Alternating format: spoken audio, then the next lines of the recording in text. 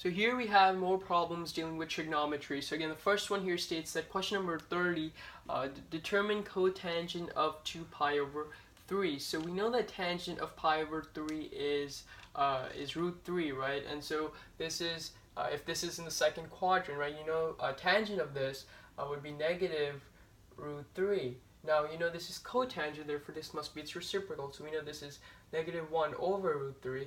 Rationalize it, you know that this is negative root 3 divided by 3. So that's your answer over here. Now, from this point on, we have more trigonometric equations that I want to go over. Again, a major focus in pre-calculus, right? So we have trigonometric equations here. So let's look at this. 2 cosine square x plus 3 cosine x minus 2 is equal to 0. So we want to solve this. And again, the first thing I would do is factor it. Now, if you do not exactly, if you get confused by looking at cosine x, you can always say that cosine of x is equal to y or some other variable, right? And so let's just think of this. Let's just say that a cosine of x is equal to z or something like that. So we see that that's 2z squared plus 3z minus 2. And now we're thinking of two factors, right? Obviously, whose product is negative 4 and sum is 3. So clearly 4 and negative 1 satisfy this. So we can further write this as 2z squared plus 4z minus z minus 2 is equal to 0. And then 2z times z, right, plus 2 minus 1 times z plus 2 is equal to 0. And so looking at this, we have something like 2z minus 1 times z plus 2 is equal to 0.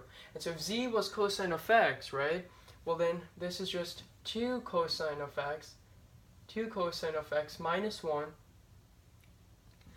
times cosine of x plus 2.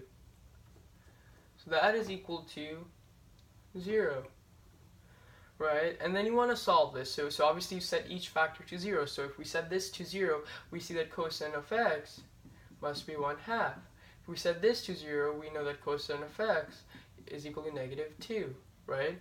And so looking at the second one, cosine of x is equal to negative 2, if you've done enough practice, you should realize by now that whenever you're determining the cosine of any particular angle, right, the range must lie between negative 1 and positive 1. It is including negative 1 and positive 1, but it cannot go beyond those two values. And so cosine x is equal to negative 2. Well, if you do cosine inverse, right, of negative 2 is equal to x and put that in your calculator, no such value exists.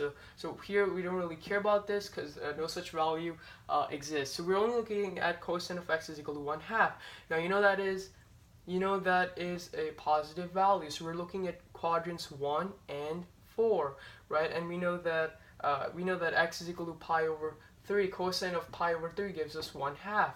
So we know that that is the angle we're looking at. That is our reference angle. Now looking at the fourth quadrant, the rule is multiply the denominator by 2 and subtract 1 from it. So we get 3 times 2 is 6, and minus 1 is 5 pi. So we know that in the fourth quadrant, our angle will be 5 pi over 3. So the solution to this equation over here is x is equal to pi over 3, comma 5 pi over 3. So thanks for watching.